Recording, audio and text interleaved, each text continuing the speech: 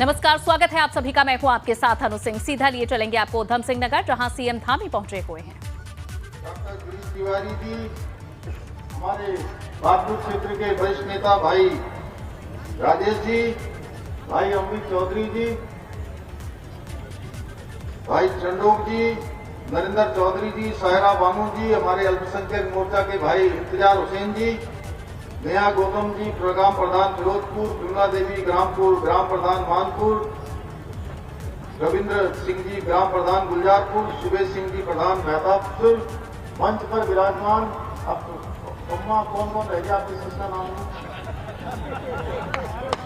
हमारी विजय पाल जी से लेकर तमाम, अब मैं सबका नाम लगभग सबका जानता हूँ। बल्लू, अब मैं सबका नाम दूं जैसी तो मुझे लगता है कि बड़ा लंबा हो जाएगा।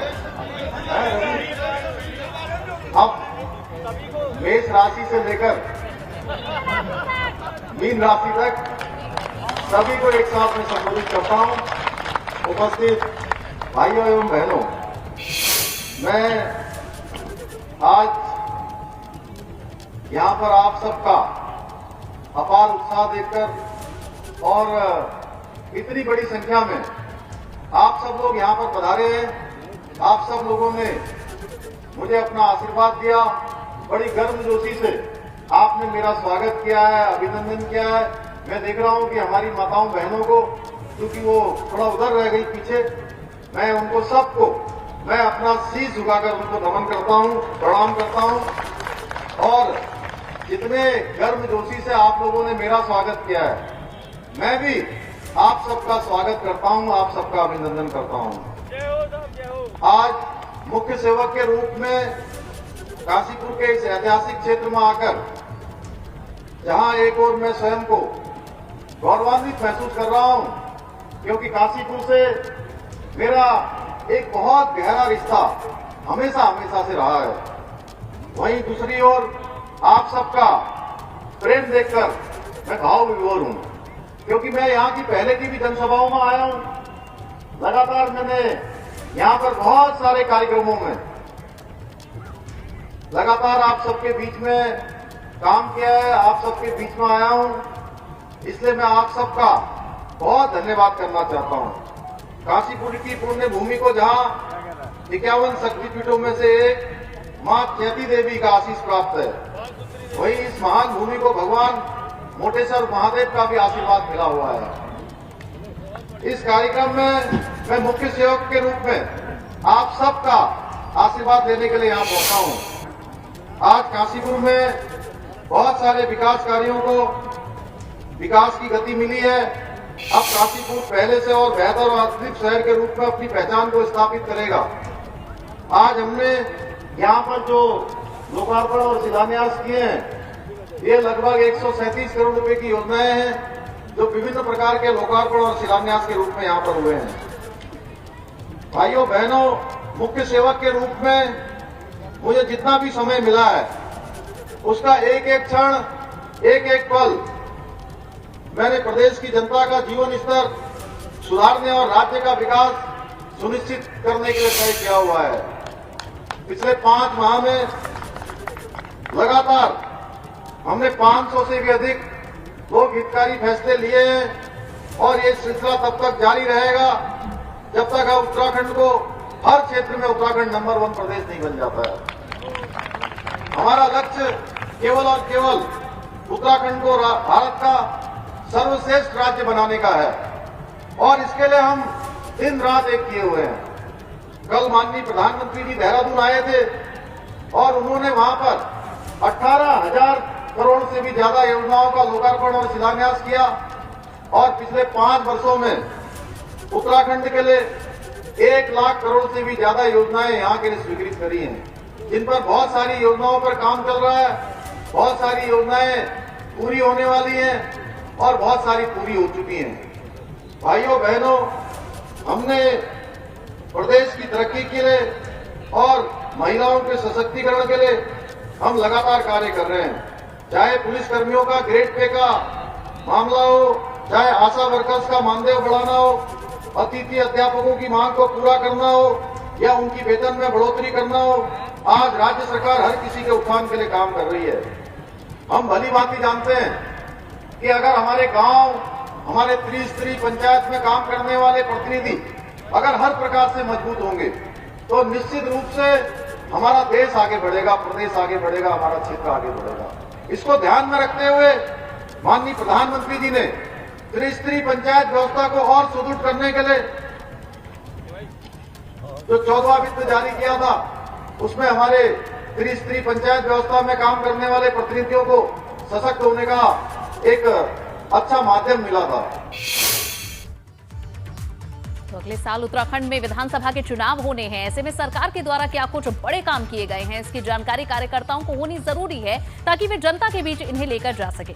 फिलहाल खबरों में आगे बढ़ते हैं। कांग्रेस नेता यशपाल आर्य पर हमले का विरोध हो रहा है। कांग्रेस कार्यकर्ता सीएम आवास की तरफ अब कूच कर रहे हैं। इस वक्त की ये बड़ी खबर, जहां कांग्रेस के कार्यकर्ता काफी बड़ी संख्या में सीएम आवास की तरफ कूच कर चुके और अब नेता प्रतिपक्ष और साथ ही प्रदेश अध्यक्ष के नेतृत्व में ये प्रदर्शन हो रहा है। पुलिस के रोकने पर सड़क पर ही धरना दे रहे हैं कार्यकर्ता। तस्वीरें भी आपको दिखा रहे हैं। कल बाजपुर में यशपाल आर्य और संजीव आर्य पर हमला हुआ था और अब इसी के विरोध में कार्यकर्ता और नेता कांग्रेस के बैठे हुए हैं धरने पर।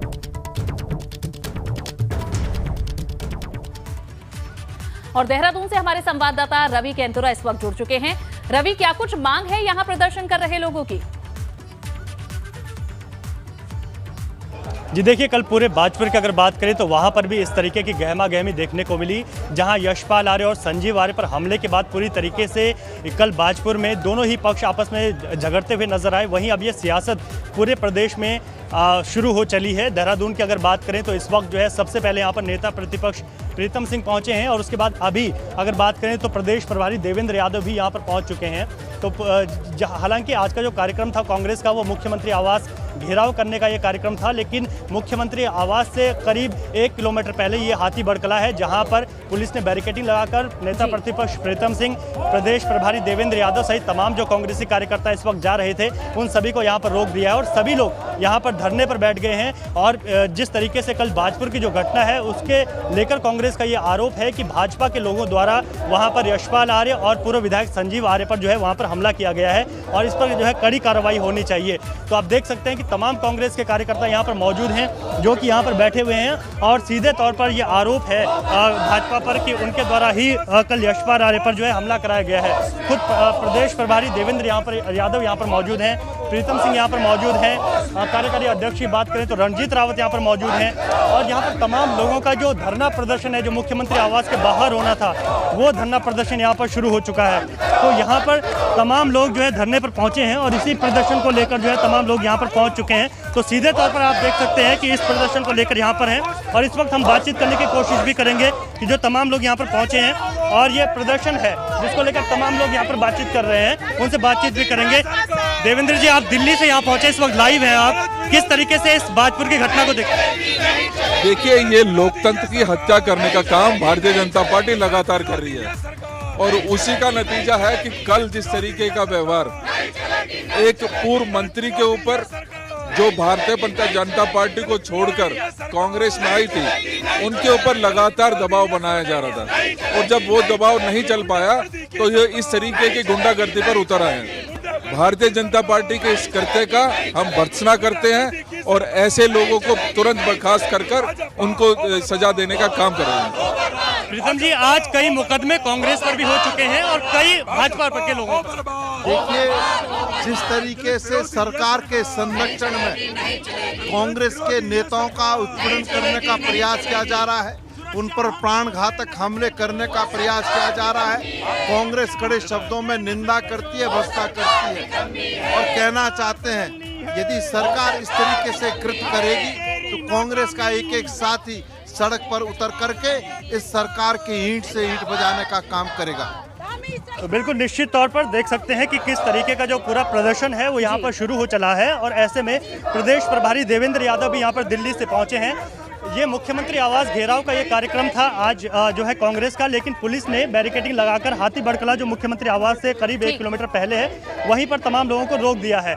सीधे तौर पर बाजपुर में कल हमने देखा कि पूरे दिन भर यह गहमा गहमी देखने को मिली, लेकिन आज जो सियासत है वो पूरे प्रदेश में देखने को मिल रही है। संभवतः पूर्व मुख्यमंत्री हरीश रावत रवि, इस बीच ये सवाल भी उठता है कि अगले साल चुनाव है और चुनाव से पहले इस तरह पार्टियां एक दूसरे पर हमला करने का आरोप लगा रही है। इस मुद्दे को कांग्रेस कहां तक आगे ले जाएगी? आज प्रदर्शन कर रहे हैं कार्यकर्ता नेता, आगे इस पर कब तक कार्रवाई की मांग की जाएगी? आगे क्या रणनीति है इस मुद्दे को लेकर कांग्रेस की?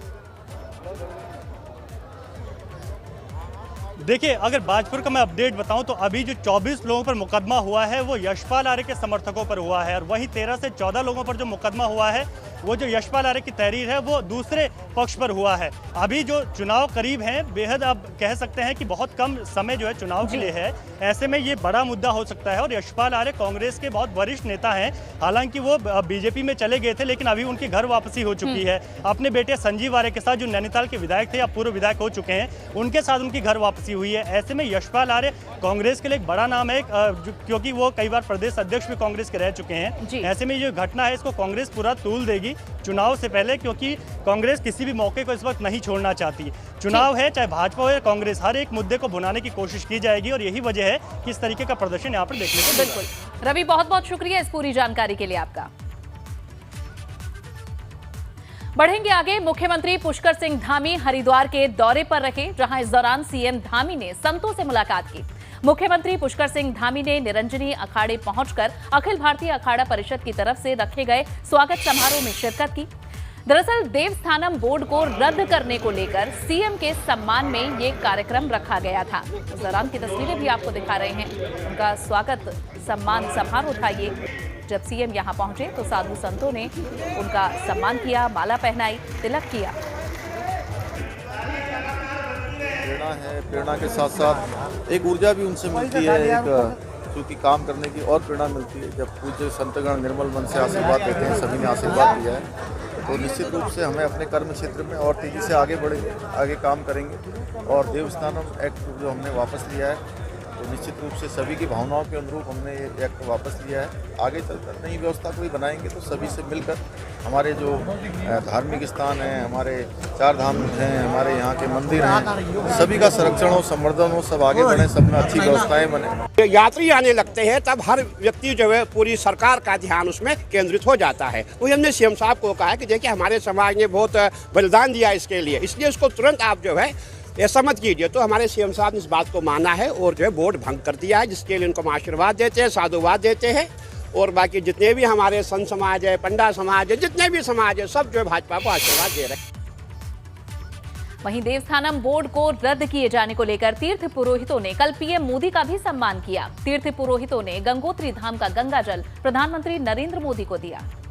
चारों धामों के तीर्थ पुरोहित, हकों और पुजारी अलावलों की उससे उनकी अगवानी की, और मैंने उनसे कहा कि जो आपकी सरकार ने आपकी प्रेरणा और मार्गदर्शन से उत्तराखंड की पुष्कर धामी सरकार ने जो है एक ऐतिहासिक पहल की, देवस्थानम प्रबंधन एक्ट वापस लेने के लिए हमने चारों धामों की ओर से जो है प्रधानमंत्री नरेंद्र मोदी जी का स्वागत किया, अभिनंदन किया, और उन्होंने सहमति भी जताई। तो इसके लिए हम जो है चारों धामों के तीर्थ पुरोहितों की ओर से उनका आभार व्यक्त करते हैं। बढ़ेंगे आगे, बात करेंगे राजधानी देहरादून की, जहां पीडब्ल्यूडी विभाग के संविदा कर्मियों ने धरना प्रदर्शन किया। कर्मचारियों ने सीएम आवास की तरफ कूच किया। नियमितीकरण की मांग को लेकर ये कर्मचारी धरना प्रदर्शन कर रहे हैं। सरकार पर उत्पीड़न का आरोप लगाया जा रहा है। पिछले कई दिनों से धरने पर कर्मचारी बैठे हुए हैं। गत 20 दिन से धरने पर बैठे हुए हैं एकता विहार में। सरकार हमारी बातों को बिल्कुल भी नहीं मान रही है, न ही हमें मिलने का समय दिया जा रहा है, जिस कारण हम आक्रोश होकर अपनी रैली यहाँ पर निकाल रहे हैं और मुख्यमंत्री आवास कूच करेंगे और सरकार तक अपनी बात पहुँचाएंगे।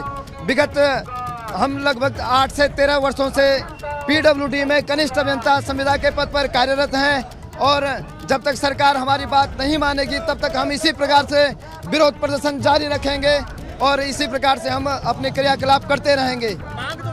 मांग हमारी एक ही मांग है, हमारी नियमितीकरण। सीएम पुष्कर सिंह धामी काशीपुर के दौरे पर हैं। स्टेडियम में बने हेलीपैड पर जैसे ही सीएम का हेलीकॉप्टर उतरा, उनके स्वागत के लिए भाजपा कार्यकर्ता दौड़ पड़े। भाजपा कार्यकर्ता प्रोटोकॉल तोड़कर हेलीकॉप्टर के पास ही पहुंच गए।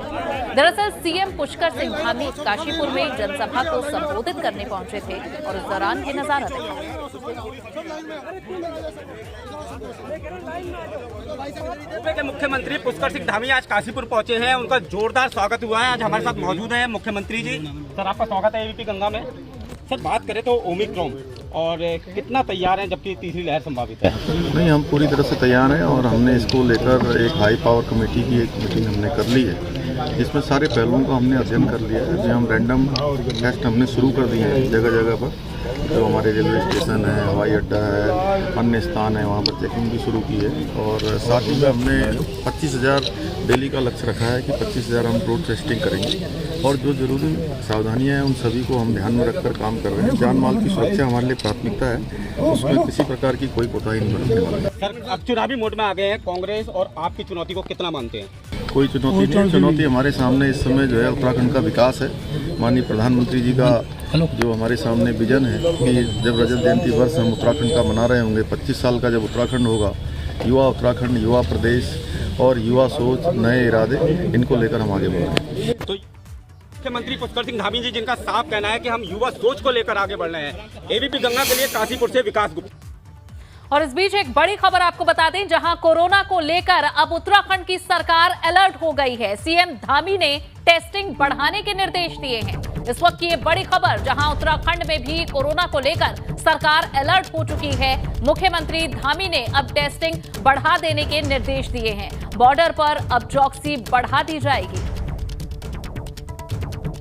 कोरोना को लेकर पूरी तरह से सजग हैं। हमने इसके लिए लगातार बैठक की है, हाई पावर कमेटी की बैठक की है और सभी जगह पर हम रैंडम टेस्ट चालू कर रहे हैं। एक दिन में हमने 25,000 का लक्ष्य रखा है टेस्टिंग का, और जो भी जरूरी है जान माल की सुरक्षा के लिए वो सारे काम जागरूक करने के लिए क्या प्रयास जागरूक कर रहे हैं सभी को। कोविड की जो गाइडलाइन है उसके लिए जो यात्री आ रहे हैं बाहर से, उनको किस तरह से टेस्ट हो रहे हैं, किस तरह से? नहीं, सभी जगह पर हम रैंडम चालू करवा रहे हैं। उधर यमुना घाटी के मंगसीर के बकवाल देवलांग के रूप में मनाई जाती है, जिसे लेकर अब लोगों में उत्साह भी दिखा। घाटी के गैर गांव में देवलांग के रूप में मनाए जाने वाले त्योहार में दूर दूर से हजारों की तादाद में लोग राजा रघुनाथ मंदिर में पहुंचकर हिस्सा बनते हैं। ये पर्व दिवाली के 1 महीने बाद मनाया जाता है, जिसे लेकर लोगों में काफी उत्साह रहता है।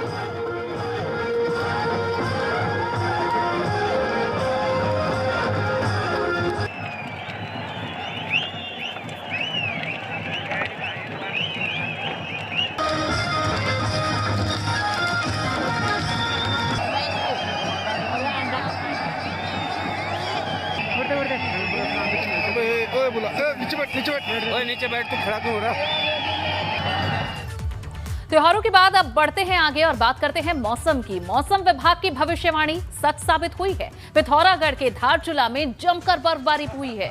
यहां बर्फबारी की तस्वीर भी सामने आ चुकी है। लिपुलेख, नाबढांग और अरकुंजी में बर्फ की चादर बिछी दिखाई दी।